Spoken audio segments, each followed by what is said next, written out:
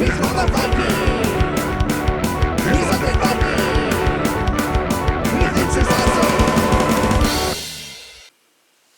everybody, it's me, Undead Viking. I'm here to talk to you about this game. It is Transylvania Curses and Traitors from, they pronounced it for me, but W-I-B-A-I or Wibai Games. Wouldn't it be awesome if games?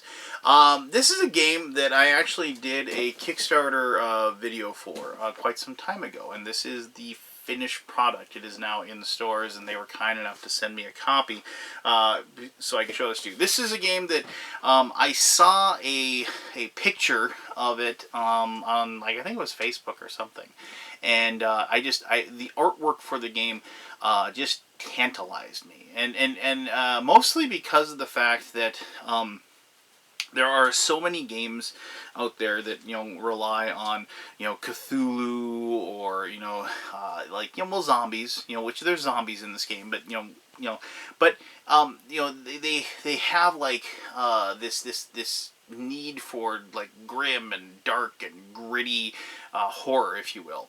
And I'm a child that grew up, you know, my parents got divorced when I was really young, and when I went and spent my weekends with my dad, you know, he kind of lived way south of town, and this is back before cable, and so he had, like, normal TV, and you know, because everybody had normal TV, but it was right when like UHF stations were kind of coming in vogue.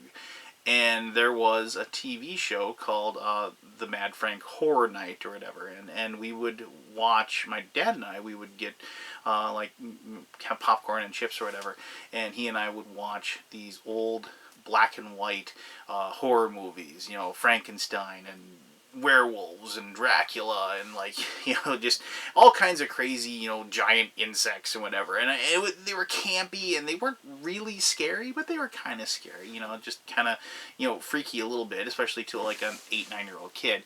But I really enjoyed that, and I've always kind of enjoyed the classic movie monsters. I really enjoy, you know, not that, like, Interview with the Vampire isn't a good bad movie or something like that, but, or, you know, like with True Blood or anything like that, but I really don't like this weird vampire now. I like the old gothic vampire sitting in his castle brooding over a lost love, or, you know, and that's the one I like. And I've always liked werewolves better than anything.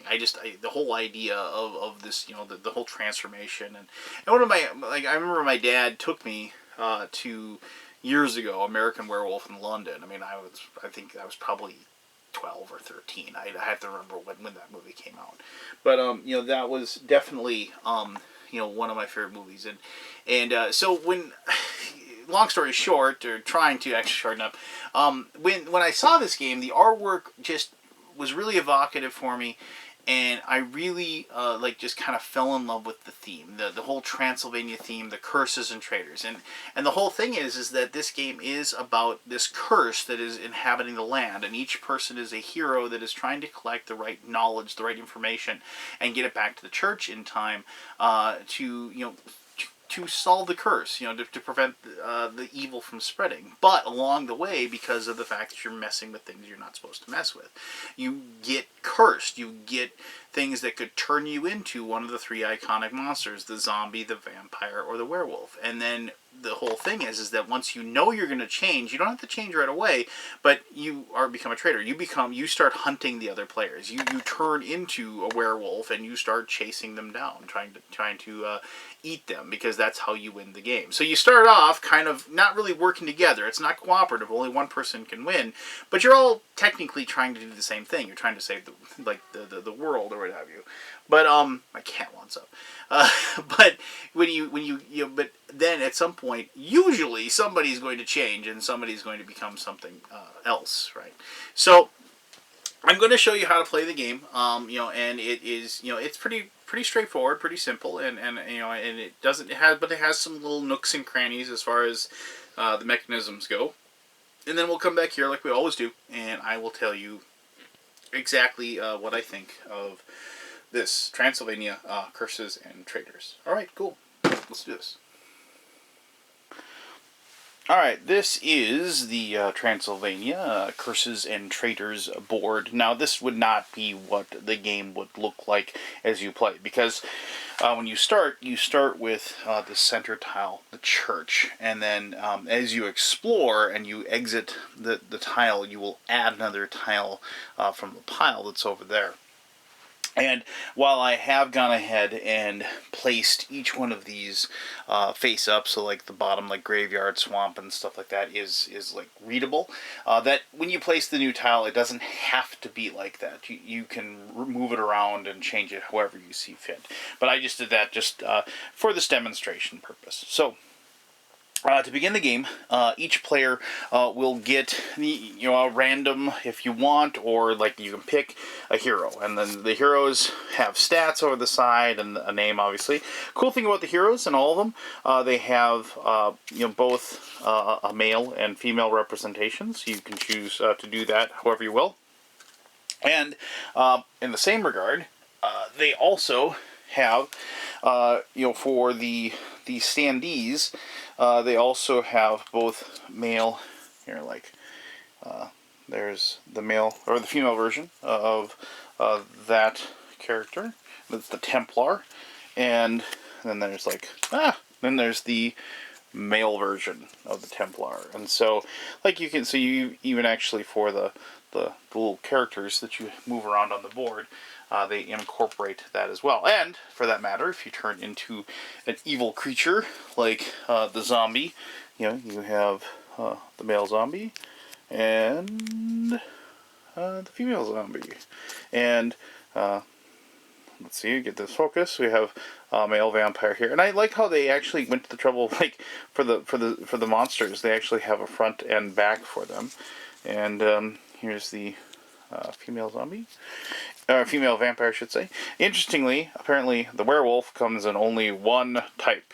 You just get the werewolf. But regardless. So, anyway, you each get a character. And I just picked 3 random ones. I have the hero, the explorer, and I have the female hero out there. So the female hero, the explorer, and the big game hunter. And just so you can see what these are, each one of these, obviously the name of the character, cool artwork, obviously, and then you have their movement, which is like this is for this character, it's 7.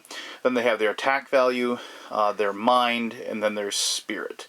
And those are the number of dice that you're going to roll when you take actions. You start off with 6 health, and as you gain health or lose health, you'll move this tracker back and forth down there. And if you didn't want to do that, you could obviously just take a D10 or something like that. But I know some people get concerned about these paper clips damaging the card. I have played this game probably a dozen times now. I have not seen any damage whatsoever. But you can just, if you got a 10-sided die lying around, you can use it for that instead. Each character also has a special ability, like the inventor has tinkering. Use your ingenuity to reroll any number of dice from one die roll this turn. You cannot add any dice when rerolling. These special abilities that you have can be used once during the entire game, so use it sparingly. But obviously, if you're in a situation where you absolutely positively have to use it, probably to win you the game, then it's something that you want to do. On your turn, what you will do is you will move about the board using your movement stat. You notice that there's this blue pathing. You can move to wherever you like. You can backtrack. I don't know why you would, but you can go 1, 2, 3, 4, 5. You could go back and forth like that. But there are certain spots that are like kind of dead ends, if you will. So you'll have to walk into them and then walk back out. And you can do that all in one turn. It isn't like you get stuck there. Like here's a little dead end right there. So if you walked down here, and you'd have to get that and leave and come back out the other way. Also, movement is not an action in and of itself.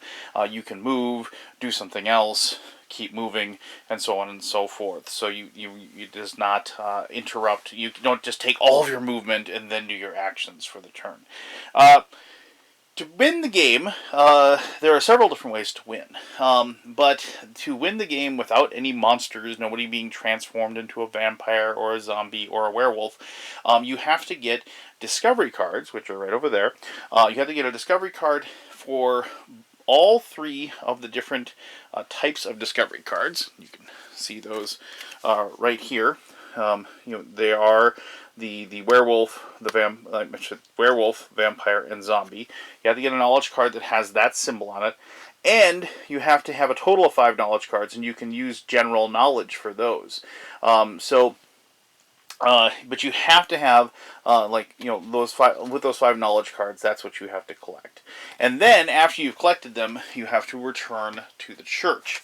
Now, if somebody gets turned into a werewolf or a vampire or a zombie, now then as a monster player, not only first of all all of a sudden now you have a werewolf card that you'll use, or a vampire or a zombie. I'll show this to you here quick. You will then, your job, here's the vampire and the male vampire, and then the female zombie and the male zombie, and the werewolf and the werewolf. But okay, so when you turn to that, now your job is that you have to kill the other players. You have to get enough player kills equal to half the players you're playing rounded up. So usually that's going to be 2 or 3 players, and once you've killed those, then you'll win. Also, once a monster is out and moving around the table, you have the option as a player, if you can kill a monster, you automatically win at that moment. And that's probably the most difficult way to win, which, it's only happened once or twice in the games that we've played. But getting the knowledge cards back, or being a monster and killing other players, seems to be the way that we most likely win. So let me show you some of the things that are on the board and some of the mechanisms that you'll be playing this. So I put these little tokens here. These tokens go on these spots that have the footsteps on it that are gold. And what happens is, on a player's turn, is they will land on these spots and they will interact with them. And what they do is they examine the spot, and then they turn it over, and then it gives you a number. In this case, it is a 5, and it is mined. And this would be the hero that I was using. And so if they went to that spot and they interacted with that spot, now they'd have to go ahead and look at their character, look at their hero character, see what their stat is for the mind, which is not that great, it is 3, and they would take these 3 dice, and they would try to roll them, and try to get a 5 or greater. And you roll those, and actually I did pretty well. I got a 3, a 2, and a 2. Now these are special dice, I should mention. There are these howling wolf symbols on those 3 sides, and then over here you see a 3, a 2, and a 1. And so, if you succeed at that, that's when you get to collect a discovery card. Now, discovery cards are, like here, we have the Mad Scientist's Notebook. Up here you'll have these little stats that'll say, like this one tells you that you get to have a hand of +2 cards. Normally you can only have a hand of 4 cards, and and also 4 examined cards in front of you. I'll explain that in just a moment. And then, so your hand size kind of is 8, but in this case, if you had this item and you had it examined and put in front of you, you would gain an extra 2. And so then it gives you +2 to mind, and then a -1 to your spirit. And then it has here, the notes of a madman, but you do find the reading very interesting. Perhaps he was on to something after all. And you will notice that it is a zombie knowledge card. And so, that would be one of the 5 knowledge cards that you have in front of you. Now, you could keep this in your hand, and you could hide the fact that you have that zombie knowledge card. But obviously, once you put this down and you're able to increase your stats, that you then gain a pretty good ability, just because of that bonus. And it might not work really great with the -1 to spirit, but then maybe you could focus on those particular spots. And then when you do successfully defeat the spot, you just remove that off the board. And now that is no longer valid. Now, if you fail at it, you leave it face up, and somebody else can go to that spot and then investigate it and try to get the discovery card from that location. Now, if you fail to get a discovery card on your turn, you do have the option of trying to do what's called a determination roll. And what that is that you look at your stats, and like, here we have the hero again, and you can like say, I'm going to try to increase my spirit. And you will roll the number of dice equal to the stat. And what you're trying to do is trying to roll low. You're trying to roll 2 or less. And so in this case, and of course I did. God, I never roll this well when I play the game. If you succeed in that, what you will do then is you will take one of these tokens and you'll place it on your character like that, showing that you've increased your spirit by 1. And so my spirit now would be 5, which is insane. I can't believe I actually rolled that well. But you can only do that twice for any one stat, so you can't just keep increasing it. But as you can tell, the more dice you're rolling, the less of a chance that you have of actually having that happen. On your turn, you're allowed to put one card in front of you, like I said, in this case, like in front of you to examine. Sometimes you'll grab a discovery card that says you have to examine that card immediately, in which case then you place it down. That does not count as your one card to examine. You are allowed to take cards that you put down in front of you and put them back into your hand or replace them with other cards if you wish. And so you can kind of change those in and out. But like as I said, you can only do that once, so you do have a limitation there. So if on your turn you interact with another player, you do have the option of testing them, and like you would test stats against each other. And the person that lands in the same spot, and 2 people can share the same spot at the same time. However, another person can't go through that spot when there's 2 people in that spot. So that kind of blocks it at that point, which is important to note because, let's say, just as an aside here, this person, you're almost sure that person has the 5 knowledge cards they need, and they need to get to the church. You and another player could go to this spot right here, and they could block it, and then they couldn't make it in there, and then get to the church and win the game. So that's one of those things that you can do, a strategy that we've actually used as we've played and worked pretty well. But if 2 characters meet, and the one that initiates the conflict, and you don't have to do this, but you can. You both call out, like the person who chooses calls like the stat they want to use. So let's say you're the big game hunter and you have a 5 attack and you run into the explorer that has a 4 attack. You'd say, I'm going to try to defeat you. Both you would roll your stats, so a 5 versus a 4, so the 4 gets a 3 and then the 5 gets 2. Now, of course, roll. But if you win, what you do is you get to take one of their cards, either a random card from their hand or a card that is placed in front of them. Now, it is on occasion you will get cards in front of you that are cursed that you can't remove, but sometimes those cards are good. And so if you take a cursed card from somebody, you have to take the curse that is part of it as well. Now, let me just show you some of the other things that you can get in here that are important because of the fact that, here's the Necronomicon. And you'll notice that it says here in the bottom, the card is equal to a full moon, super serum, and vampire bite, but confers no benefits. If you die while you possess this card, you become a monster of your choice. That's one of the ways you can become a monster. Another way that you can become a monster pretty easily is you'll get something like this, like a vampire bite. You must place this card in your hand, and you keep it. You may not discard this card until another player becomes a vampire. If you die while holding this card, or possess any of the following, you become a vampire. Any 3, the Vampire Bite, Necronomicon, or Vladimir's Broadsword. And so that's how you become, one of the bad things. So, like, here's like a werewolf card. That'll you have that card, and it's in your hand, and you are probably going to turn, and become a monster at that point, which is always fun being a monster. But and here's like the Super Serum, which is if you possess dropped that card. If you possess the Super Serum card, as it says on the bottom there, and you are holding a biological agent, you become a zombie. Now, when you get those cards, you can, if you choose, not reveal it immediately. You can kind of lay in the weeds for a little while and then become a monster at the most opportune moment. Like maybe you're right next to another player. Ha! I'm a zombie and now I get to eat you. Now playing as the werewolf and the vampire and the zombie is a little different. Well, one quick thing. I wanted to show you a couple other things quickly about the board. You might have noticed that there's these spots with these locks on them. Like there's a lock with footsteps right there. Or, there's also a lock with, that has no footsteps on there. Those, obviously, are locks. There are keys that you can collect in the discovery card that will allow you to unlock those doors.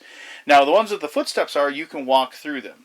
However, the locks that are on top of the discovery tokens, you can't get those discovery tokens until you unlocked that area. They kind of like, up here is the haunted house. The idea is that inside the haunted house is a discovery location, and you can then get that. You might be wondering what these are. These are secret passages. If you are able to unlock the doors, the secret passages, you can then move between them, and you have the areas that actually correspond as far as colors. So like there is a blue secret door and a blue secret door right there. So then you're able to move quickly from spot to spot if those are unlocked. Cool thing about the vampire can use the secret locations, and monsters have the ability to just smash the locks as well. If they end their turn on those spots, they just rip them apart. And the vampire, unlike the werewolf and the zombie, is able to do that. The werewolf, when it moves, now that I'm just talking about the special powers, the werewolf on their turn gets to roll a die. If they get, like I just got, a wolf symbol, it increases their health and their strength to a maximum of 12, and they are able to then have extra power. Normally, the werewolf, and I'll show it to you real quick again, you can see that they have an attack of, not health of 12. They have a move and an attack of 12. And, they're able to then be more powerful. And that lasts until the beginning of the next turn. So if they get attacked during that turn, you still have that power. One of the things also is like when players can walk by each other and nothing happens between the two of them. However, if you do walk by a monster, they do get to attack you. The zombie, it may look like the zombie doesn't have as much power. They're a little bit slower, obviously. They don't have as much attack. But the zombies are able to drop these zombie tokens when they move, and whenever they move, they get to place them behind them at any spot they wish. And these then they can move and kind of corner the people. And once again, if you move through the zombies, these are like your zombie minions. When they move through you, they have the same attack value as you do, an 8, and they're allowed to, attack the other players. And if a zombie minion manages to kill a player, that counts as a kill for you, for a possible win. And also the cool thing about the zombie minions are like if they're, on these spots or whatever, and like a player takes damage, like maybe they had an event, which I'll explain in a second. They had an event right there. If they take damage, the zombies smell fresh blood and they move 3 spaces closer to that person, so they can kind of track them down. And if you have like really good luck, somebody will have that happen, and the zombies will be right there close, and they'll pounce on the hapless victim in that moment, which is also something that they have to look out for. I mentioned the events, so I should probably talk about those. When you land on a spot that has an E, no matter what, if you're walking through, if you're stopping there, whatever, you have to draw an event card. And the event cards are, I had the blank ones for some reason. But, so like here you have, you have this little thing here. It says, Mirage, is it? This place is starting to get to you. It is dark and dank and depressing. Suddenly a bright light, a beautiful spring appears, inviting you to take a drink. So you make a spirit trait roll, and then lose possibly 3 health, 2 health, gain a health, gain 2 health, draw a discovery card. You may also choose to examine this card for +1 mind. That's what that +1 mind is up there for. And then discard this card if you do not examine it. And so then you obviously roll the dice. So if you have like 3 mind, you try to see how many total points you get. In this case, you get unlucky and you get 2, and then you'd lose 3 health for that situation. Events are just exactly what you'd think. They are either, they are random occurrences that happen. Like here's a madman, a screaming madman grabs you. Make it real. You are paralyzed with fear. You must examine this card for -1 attack and -1 mind. And so all of a sudden now you've got this like madman who's driving you crazy, and so you fight at a worse ability. And the thing is that you can discard cards unless the card is a curse and it won't let you. But you can only discard one card each turn. So sometimes if you get a lot of bad stuff gumming up your hand or the stuff in front of you, then you're in a poor situation. But like here you go, quicksand. Just make a mind trait. And so all these things are just like awful, scary things that go bump in the night, or strange situations, or ghosts and spirits and things like that you'll contend with. Full moon is kind of an interesting ability. Interesting. The cards apart from one revealing a full moon. You must examine this card immediately and discard this card at the end of any. And you may discard it, and in return, if you possess this card and also possess the werewolf transformation card, you immediately become the werewolf. And so then that's what happens with the full moon.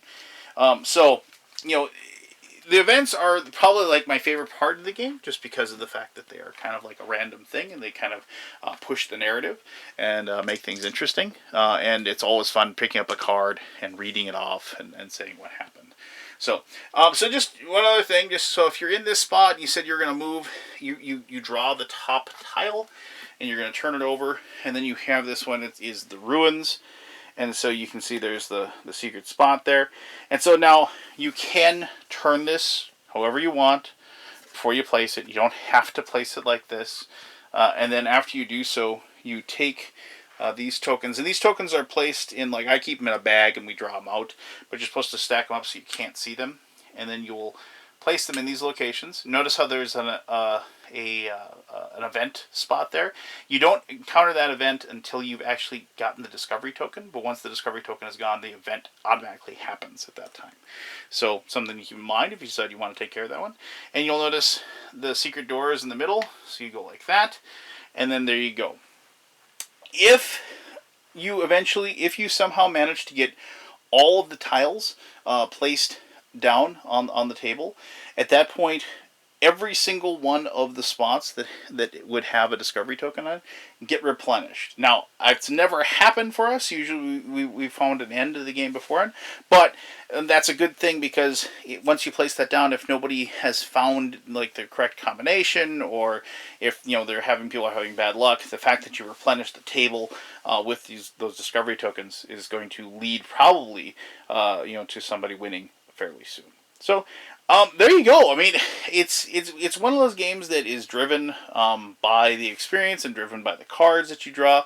And it's one of those things where it really makes it so you have to watch what other people are doing. The chances of somebody having 4 cards in their hand, 4 discovery cards in their hand, and just one examine card down in front of them, and having 5 of the right knowledge cards put together for the win is pretty rare. That's not going to happen very often.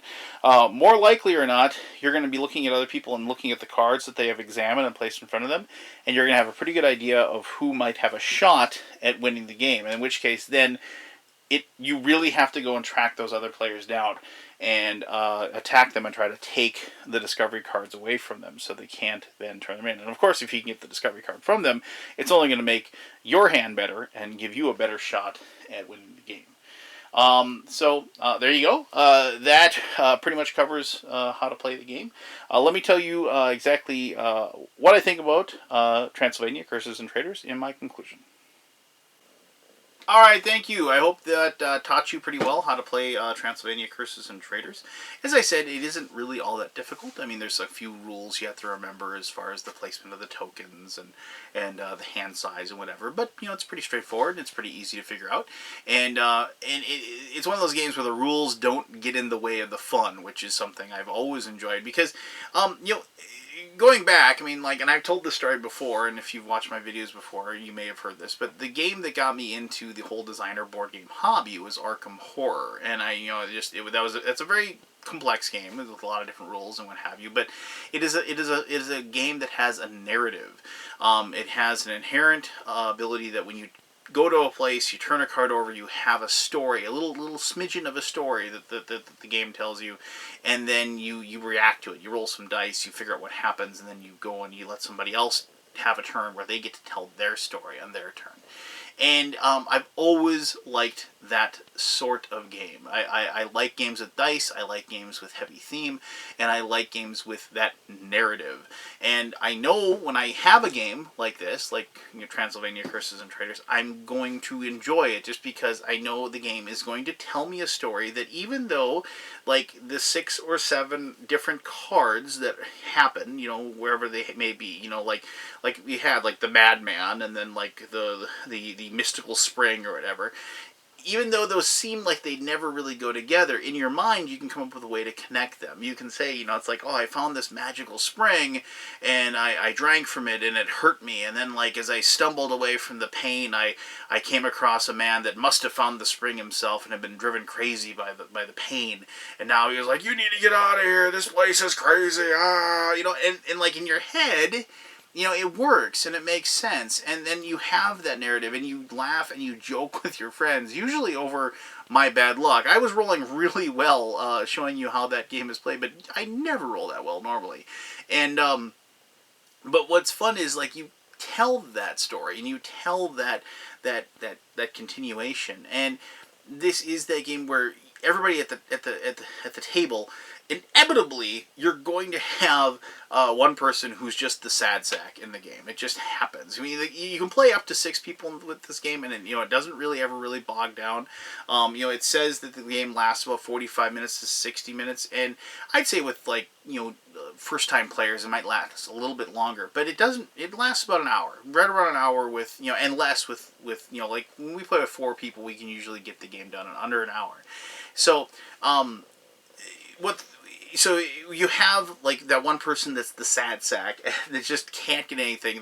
They've lost one character already, and if you do die, you do get to come back. You draw a new hero, and you get 2 discovery cards to start off, and you begin again, and you try to, like, crawl back into contention. And I've won after my character's died. It isn't impossible. So it definitely, you shouldn't go for it, if you will.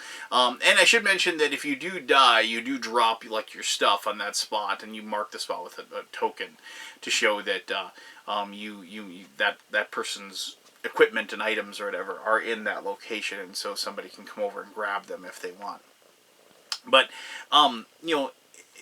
it's a game, like, as I said, yes, it is competitive, and yes, you are, trying to win, but this is a game that the winning and the losing really isn't what's going on here. It is the experience, and it is the story that you're actually having, and when you play the game. It's something where, it's fun. Like, as I said, like, the really cool way to win is if you are able to. Well, I think it's fun as like a werewolf to chase her right down and rip them apart and eat them. I think that's a really fun way to win the game. But one of the creators, Lauren, he actually said in my podcast, he actually said that his favorite way to win is to actually defeat the monster, and I have to agree with him. Now that I think about it, that makes sense, because it is really tough to do that because of the fact that the monsters are usually going to be way tougher than you, and so you have to actually come up with a pretty good plan to take them out. And the thing is, too, it's like, you don't want to be the first person to attack, because then if you weaken them, and then, like, somebody else swoops in for the win, and so it's kind of an interesting thing where as soon as somebody becomes a monster, you're usually running away and trying to stay away from them because of the fact that you just don't want to, well, 1, get eaten and lose the game, but 2, you don't want to, if you do get lucky, and because you roll dice, like, you roll attack, and whoever gets the most, you compare, and then you do that amount of damage to the other person. So if you are able, to, hurt them, then, like, maybe somebody will come in and take the win, and so that's, of course, not something you want to happen either.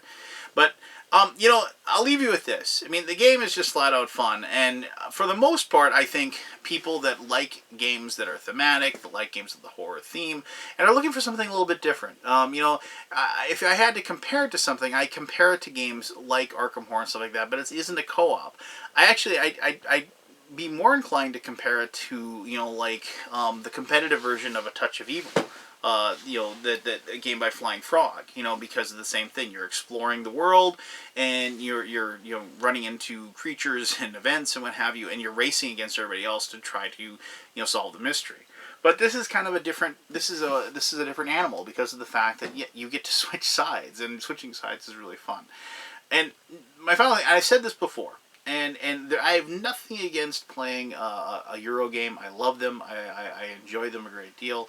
I enjoy the aspect of creating those victory point engines and what have you. But I will say this: no one on Earth has ever said I shouldn't say no one on Earth, but I have yet to hear anybody actually ever tell me, "Oh, remember that time 5 months ago when we were playing Castles of Burgundy, and at the very end, I managed to turn in those cards and get extra 6 points or whatever, and I pulled off the win in the last turn."